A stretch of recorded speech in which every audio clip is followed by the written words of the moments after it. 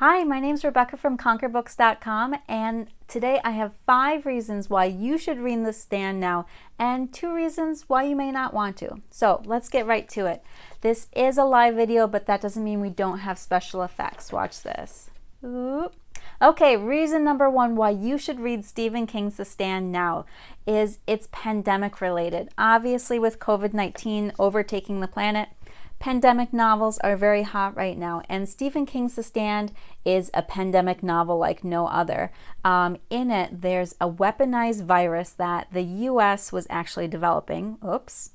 And they didn't so much let it escape the facility as somebody who got infected escaped the facility, but regardless, that person then infected more people and they infected more people. And just like we're talking about now, how viruses spread, Stephen King outlines that perfectly in how this virus spreads. And it's a flu virus. It's a weaponized flu, and it mutates constantly inside somebody's body. So they don't really have much of a chance of fighting it off. Every time they overtake it a little, it mutates and turns into something else. When people are infected with the virus, they're usually dead within 2 days. And the US soon figures out that they can't quarantine towns. They can't, round up everybody who's sick with this. It's just spreading like wildfire. And so what they do, remember, this is a horror novel, what they do is then they purposefully release the virus on other continents so that it can't be traced back to them. It doesn't matter that the world is going away. They don't want to be responsible in the end, or known to be responsible. And so in Stephen King's The Stand, 99.4% of people are just wiped off the face of the earth within a span of weeks. And reason number 2, though, is this isn't just a pandemic novel. Stephen King's The Stand is about so much more than a virus. The first half of the book really details the virus spreading, what it does to people who are infected, what people are doing trying to survive. But the second half of the book is this wonderful war between good versus evil. So the virus is really just a catalyst for what happens next. And remember, this is a horror novel, but it's not just a horror novel. It's actually a post-apocalyptic dark fantasy novel. And so people who survive this virus are more likely to survive because they have these vivid dreams. And once this starts overtaking people, oh dear. It says it's not receiving enough video to maintain smooth streaming. Oh, you guys are going to experience buffering. All right, well, we'll see how it goes. So people began having dreams of Mother Abigail, who's this 108-year-old woman in Nebraska who appears in people's dreams as this very soothing, calm figure. And she's, telling them to come and visit her. She makes her own biscuits. Why wouldn't you want to come visit her? But the other dream that people have is a true nightmare. And that brings us to reason number 3. And that is the Dark Man is in The Stand. So you do want to read this because the Dark Man is it, because the Dark Man is a character that Stephen King has brought over and over up again in his works. The Dark Man is in about 9 of Stephen King's novels, and he first appeared in a poem that Stephen King wrote in college, I believe. The poem was called The Dark Man. In The Stand, the Dark Man goes by the name Randall Flagg, and he begins infiltrating people's dreams, and he is just the exact opposite of Mother Abigail. He does not bake his own biscuits, no. And he begins collecting people who are drawn to evil, or people who, can't make up their own mind to try and do the right thing. And so it's a very interesting way to read so much detail about this character that appears in a lot of Stephen King novels. And I think that's one of the fun of reading Stephen King's books so prolifically. Like, he writes a lot, and a lot of his characters may just make a cameo in another book.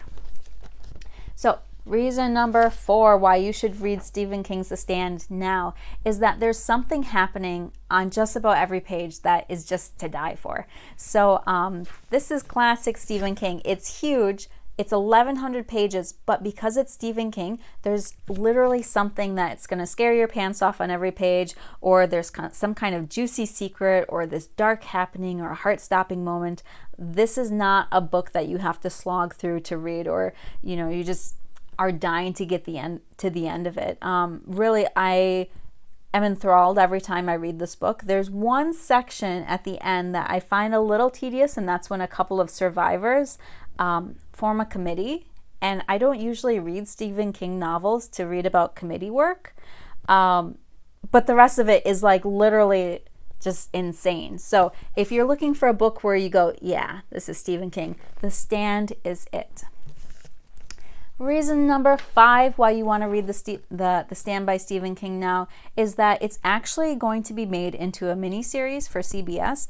The Stand was a movie, and I watched about 2 minutes of the movie on YouTube, and wow, it's pretty aged. So I'm excited that they're making this miniseries, and they have a wide cast because the cast of The Stand is so huge, and they have a lot of really interesting people who are going to be playing in it. And they have finished taping, so I hear. Nobody's really keeping me updated, but I hear that they finished taping, and so it should be out within the next year or two, and we'll be able to enjoy it. But I have some drawings and of the actors and actresses who are going to be in the miniseries, and I did study art at university. It was art history, but I can draw some things that sometimes might look like other things, kind of, sort of. So just for fun, I drew a couple of ridiculous pictures of the actors and actresses who will be in the miniseries of The Stand. Try a guess below in the comments if you think what actor or actress is playing what character. So character number 1, Mother Abigail, 108-year-old Nebraskan woman, makes her own biscuits. Who do you think this could be? This is a pretty iconic person. Hopefully it's a little bit easy to recognize. I think really the low glasses might give it away. We also have Trash Can Man. This is a real character in The Stand. Very interesting character too. You kind of hate him, but you also feel so sympathetic for him. And he is played by this individual. And I copied this right off online. So there is a picture out there that looks just like this. This is another pretty iconic person too, so hopefully recognizable. Nadine Cross in the book is this very dark woman, and she doesn't mean to be, but she just keeps doing things that lead her down the wrong path. But she's played by this actress. I didn't know this person actually, and this could kind of be anybody. It could be me. If I had, they do a lot of hair and makeup on films and movies, I guess, so it could be me. But really, I think the key here is, the eyes, like, kind of like that. So that's Nadine. And then Franny is a pretty important character in The Stand as well. And she's this very young girl who gets pregnant right before the pandemic breaks, doesn't know if she loves the father of her baby, is trying to figure out what to do, how to tell her parents. And then the pandemic overtakes her life, and the baby is, still something to be reckoned with, but probably the least of her problems in the face of the end of the world. But that is played by this person. And another actress I didn't know, but, there may or may not be a clue in the top corner. I'm not sure. Is that a clue? Let's see. All right. Franny's character arc really ties closely in with Stu Redman, another character. And so the person who's playing Stu, I did recognize from some other series that I watched recently. Very difficult to draw. This was take 1. So kind of something right out of a Stephen King novel, right? And then I thought, why go vertical when you can go horizontal? And so then we came up with this winner. A little bit closer, but still not quite there. Finally, we landed on this. No, it is not Chuck Norris. But the cowboy hat is very important. Not that the actor wears a cowboy hat in real life, or I don't think the character in the book wears a cowboy hat, but the way that I know this actor is because he wore a cowboy hat in a show I watched recently. And the show takes place in the West, maybe West part of the world, West world, try and think it through. Last one of my favorite characters is Nick, and he is played by this individual. And you'll notice that he's not wearing a shirt, and that's because a lot of the pictures of him online, he's not wearing a shirt. And I think that the reason why you probably post pictures of you online without a shirt on is so that some person in Wisconsin can draw a picture of you and feature it in a YouTube video with no shirt. So those are just a few of the characters. It is a pretty interesting cast, and I'm interested to see what they do with the miniseries when it comes out. If you think you might know who any of those drawings were supposed to represent, comment down below. We don't have any prizes, but this is the internet, so just bite the bullet and type it out.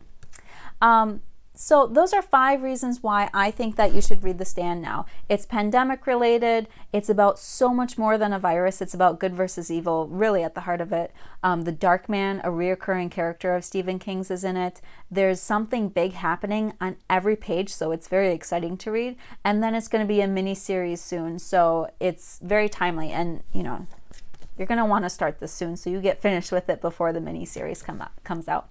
However, I do believe that not every book is for every reader. I think Nicole and I both have talked about that a lot in our videos, that our goal is to give you a sense of whether or not you want to dedicate the time to it. And I was very eager to read The Stand. I ordered it just a few weeks ago. I didn't have it in my personal library, and my public library was closed, and I just felt like I wanted to read it at this time. But if you're not sure, here's 2 reasons why you may not want to read it at this time. And the first is the portrayal of women and people of color is kind of a mixed bag. I think that Stephen King has grown a lot in this regard. If you read more of his current works, there's a lot of really interesting, complex characters of, all kinds. And this book was originally written in 1978, and then Stephen King edited it in the late 80s. But I think overall, most of the action are done by men. Most of the good ideas are done by men, white men. And there's a strange number of women at the end of the world who are cooking dinners for their fella. And that's not really why I get into reading. I want to see cool stuff by men and women. However, knowing that Stephen King has grown in this way makes me able to go back to his earlier works and read it a little bit more open-mindedly. But then also Stephen King does have some really interesting characters that do define stereotypes and expectations. Oh man, there may be more buffering coming. We'll see. One such is my favorite character, Nick, who is deaf and mute. And it's fascinating seeing how he contends with his world at the end of the world as a deaf mute when, things are already challenging. And another one is Tom Cullen, who is famous for saying MOON, that spells YouTube, or that spells Rebecca. You should read the book. You'll get that then. And he is mentally disabled, and he is a very important character. And so I think that there's a lot of characters. I wish that Stephen King had included more people of color, had included more interesting situations for the women, and like allowing them to rise up a bit more. But for me as a reader, I feel like I'm still in it for this book, even though that may be the case. The second reason is completely valid, and that may be because you are just having pandemic fatigue and you can't stand thinking any more about the pandemic than you have to, and that's totally okay. I think that we're all having a lot of, a lot of everything, but a lot of mental health challenges related to the pandemic. It can be very difficult seeing our world shaken like this. It can be very difficult seeing what friends and family are maybe facing, and being socially isolated is really very hard on all of us. But for me personally, I find that horror offers me a different perspective. It helps me come to terms with my fears, and I found that times in my life when I've faced grief or mental health challenges or anxiety, I actually find that reading horror can be helpful. because one, it always makes me think like, well, at least my life isn't that bad. But two, it kind of takes me out of my own problems for a moment into something that is, really emotional and really engaging for the characters in a way that maybe other genres don't quite have that power. So 2 reasons why you may not want to read The Stand is representation of people of color and of women is kind of shaky. And then also, if you are, just sick of talking about the pandemic, consider reading this in a couple of years. It is a classic. I am really impressed with Stephen King whenever I read this book. And it's, I think, something that every horror lover or every Stephen King fan should read at one time or another. I know it is very long, but hopefully the first 5 reasons will convince you that you just have to make the leap and read it. So thanks again for tuning in today. Nicole and I are still updating the conquerbooks.com blog and our Facebook page, appearing on YouTube when we can. We're both socially isolating, so we're actually not seeing each other right now, but we'd still love to talk books with you. So do connect, and see you next time. Bye.